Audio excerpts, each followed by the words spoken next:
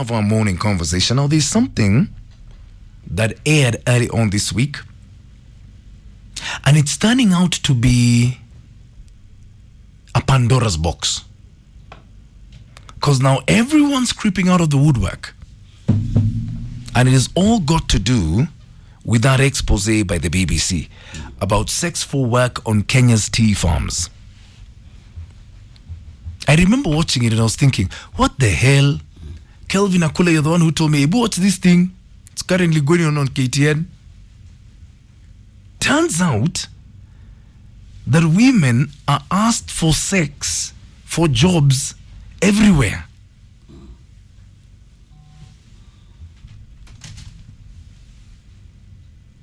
What the hell? It's not just on the tea farms. Even in big corporates, you're qualified, you've gone to school, you've got all the paperwork that's required. Then some bagger just comes and says, let's meet at a hotel. What the hell is that?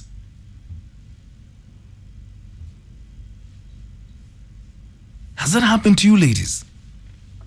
And I want to know how widespread this is, because if this is a big issue, it needs to be addressed.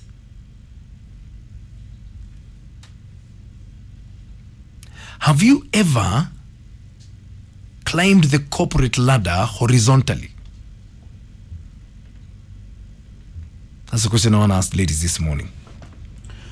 Unasema mdosi anakupeleka kwa hoteli, anaitisha sambusa na sambusa ingine. I see the way you no, put things. No, seriously. Do you realize also ladies wanapenda kuekeleana vitu za uongo sana? Most of them. Are you saying that they are lying? Most of them, hata ukiona akisema nimeacha kazi kwa sababu aliombwa au uliombwa nini. Kazi zikishindikana imeshindikana. Kama utaki, you choose, you know. And we cannot rule out one or two cases za kitambo, lakini you can't say at this day and age, hati uli nini. No. Umesoma, umeenda shule, you have qualified, unless you're not sure with yourself. Unless you're not sure. Unless your credits are not really legit. Uliitishwa na nani? Nani alikuomba? Honestly? Are you trying to say you cannot climb a corporate ladder vizuri? For you to do that, lazima kuwe na kaishu minor. And I want you to see that differently. How, kama your case is a bit different. It's quite unfortunate you and feel like Kericho. Yes. Because how ni farm work, Yeah. Unaona kuna supervisor. Tunaongea juu hapa corporates. Umesoma, umeenda university, umeenda ngambo, umerudi. Are you trying to say bado unaweza kuwa taken advantage of? No. I need us to be honest before muanze kuekelea watu hapa. I want you to give me a call. Realistically, you are qualified. Ulifanya interview, you've qualified. Are you trying to say you can still be taken advantage of? 0711 046105 is my number. No. Hit me up on Twitter. No. At Classic 105 Kenya Because or at It's My Neck again. Kitu singependa tufanye ni blanket. To see blame. You know that if I was to talk. Talk. If I was to talk. No, you need to talk. You need to talk. If I was to talk, keep quiet. Uliitishwa na nani, honestly? 0711. Ladies, I want you to give me a call. And you are qualified, honestly, before we can. And how did you deal with those advances? That's what I want to know. Yani, you're there, you've got your degrees, you've got everything. Your boss is just looking at your tanye, honestly. No, it's good to hear from horse's mouth what happened exactly. Uliambiwa aje? Hiyo ya grades we understand. Here you have been employed, now you are qualified. How? Honestly. 0711 046105 is my number. Hit me up on my fan page on Facebook, on Twitter at Classic 105 Kenya or at It's My Neck again. Hashtag is Mine and King. Please don't forget it, because it's something we must discuss. Yes. Yes. A woman cannot work so hard, go to school, be invested in by her parents. Yes. Then you're just seeing her titties and her tanye. The hell? And I'm with you. So Nani, what happened exactly? Before you blame everyone. Honestly, uliambiwa aje? Who else do I blame? How are they to blame? No, we need to know. How are the women to blame? Isn't she qualified? She is. Yes, na si alikuja interview. But you're the one in charge of the job. Yes, you just say aliambia nani? What happened? Don't blanket blame everyone here. Let's talk. Expose that run on Sunday, the sex for work thing on Kenya's tea farms. But let me say, why do we always only listen to one side of the story?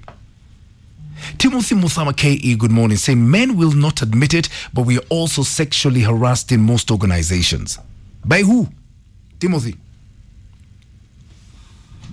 By who? You know there are ladies also who do the same. Eh? How? Wanapatia nani? Wanaandama mudosi. Wanamwandama. In his weakest point. Timothy, you're saying unaitwa na mama top executive anachomoa list ya staff muliandikwa pamoja, then looking at you suggestively, anakuambia ona venye wenzako wameendelea na wewe umekwama. Fungua macho kijana yangu. Guy, there's a lady hapa anasema alispankiwa akaacha kazi. Hapa hivi akipita amdosi. Kwa niambie na walipitana kwa mlango. Apparently it happens everywhere. And that's what we want to unleash this morning.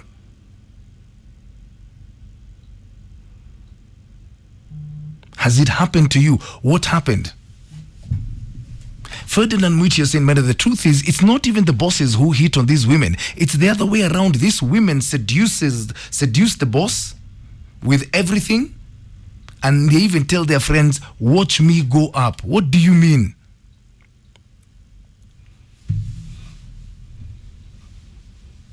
You know, as long as unaeka hii debate on one side, it will always look bad. I'm very open. Because I'm listening to both sides here. Yeah. Prince Tekai, good morning. You're saying sex for work is a common thing in corporates.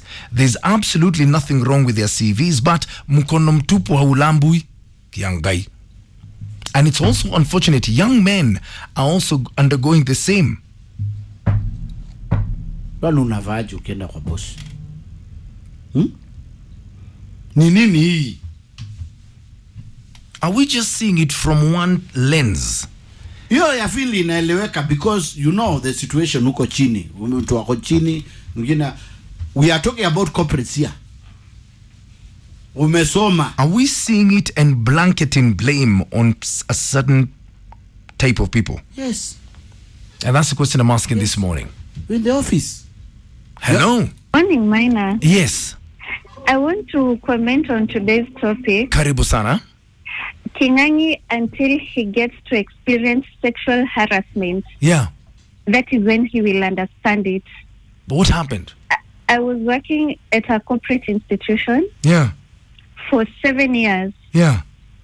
I stayed in the same position. Yeah. I saw people going up the ladder. Yeah. And I was never promoted because I refused to give in to the sexual harassment that was going on. Yeah. It was coming directly from my manager, Yeah. my immediate manager, Yeah. and to make it worse, even from the HR who was in charge of promotions and everything. Yeah. I experienced it for 7 good years. Yeah. And it is very hurtful to hear Kingangi saying Yeah. that whatever he's saying, it's very hurtful because until you experience it, that is when you get to understand it. What did he ask you? What did he tell you? Asking me out, like, let's go have lunch. Who are you staying with? Did you move from home? Are you staying alone? Can I come visit you at your place? And I had to tell him I'm staying with my brother, and my brother is very strict. Apart from that, there's a time we went for an office party. He called me to his car. So I innocently went. I didn't know what he wanted. So when I went, he tried to make an advance on me. And I told him, if you dare touch me, you will regret this for the rest of your life. From that day, he started behaving in a funny way. And then after a short while, he was back to his usual game, inviting me out for lunch, smiling funny in the office. And when I refused, we used to do performance appraisals. My appraisal could be returned after it has been assessed by my immediate boss. It could be returned from the HR saying to take it to POA because I refused. And then I'm given a letter. For 7 good years, I never got an increment of even a shilling.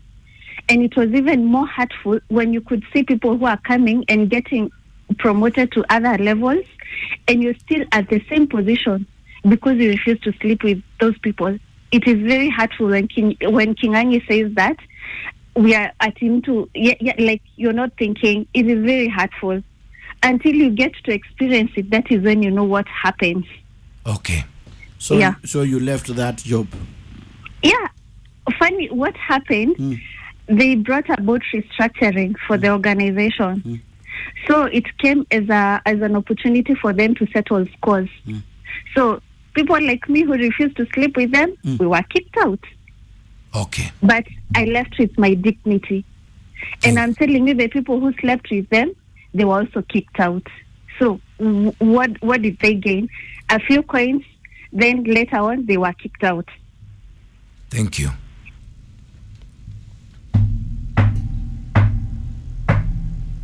Nini? No, you talk. 7 years. Mtu anakusmailia. You know, the beauty about it, you cannot force anyone to do anything in life. You don't listen to the other side of the story. That's your problem. Hajalazimishwa, hakufanywa kitu. Alirequestiwa labda. I want to hear from you. Let's talk. Shida hiyo iko wapi?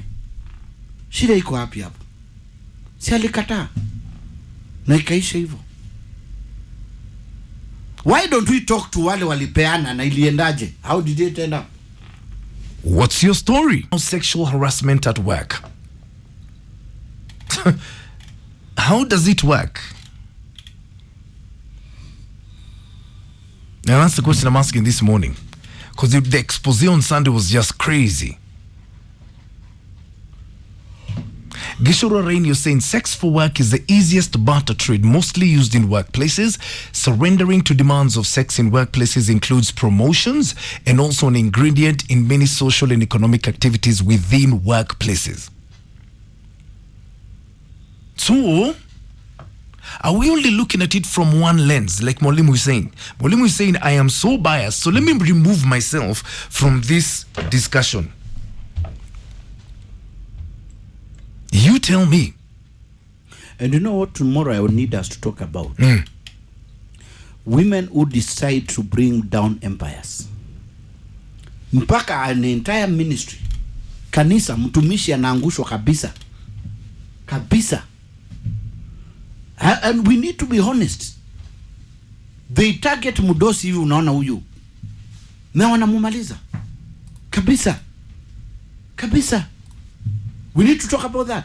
Pole pole. Pole pole. Hello. Maina. Morning. Vipi? Niko poa. Kingangi yako sawa huyo ndugu yangu? Yako sambamba po. Maina, mimi leo nimekasirika na wewe because unalalia wanaume sana. Aje. Kingangi, unakumbuka Joseph alipokuwa kwa Farao, alipouzwa pale? Kwa Potifa pale. Bas. Sasa Maina, waja nikwambie hiyo jamaa alikuwa sexually harassed. Na huyo mke wa mkubwa, bibi ya Potifa. Jamaa akajaribu kutoroka. Mwanamke akabaki na nguo yake. Yes. Na mwishowe akafungwa. So hii shida wale watu walianza kuona kitambo Maina wetu. Yeah. Ni wanaume. Wanaume walianza kupata shida hata kutoka from Eden. I'm not supporting at all ya kwamba mtu atumie nguvu. Mimi ile kitu naweza kusema ni kwamba you need to be balanced Maina once, ya kwamba wanaume sisi ndio tuko na shida zaidi kuliko mtu mwingine. I'm very sure Maina wewe mwenyewe umekuwa harassed sana. Ni vile tu iko kitu ulikuwa unasema hapo sahi. Can I speak? Can I speak? Mimi kumbe wewe ndio umekuwa hustler wa kuwa harassed, I'm sure. Swear ya kwamba hujakuwa harassed. Swear mimi Maina Kageni. No, kwa Classic FM, Lion Place, Westland, sijawahi kuwa sexually harassed. Haya, swear. Unafaa kuniuliza, mimi ndio nakuaga naye hapa, wanamshida hapa. Wanamsumbua. Mimi unapoenda ngambo, Maina, the ladies sexually harass you ukiwa ngambo through us. Wanauliza, huyo jamaa ningempata, nitamuraruria nini nguo. You get that? Mimi Maina kama una get wanaume ni shida tu. Ni ile tu mimi siwezi ongea my experience au kinganyi. Tunakuwa harass kwa sababu tukiongea tutachekwa hapa. Ninaweza malizia hapo Maina, because you cannot swear. Wachana nayo. Hiyo wacha ni deal nayo. Hiyo niachie. Asante.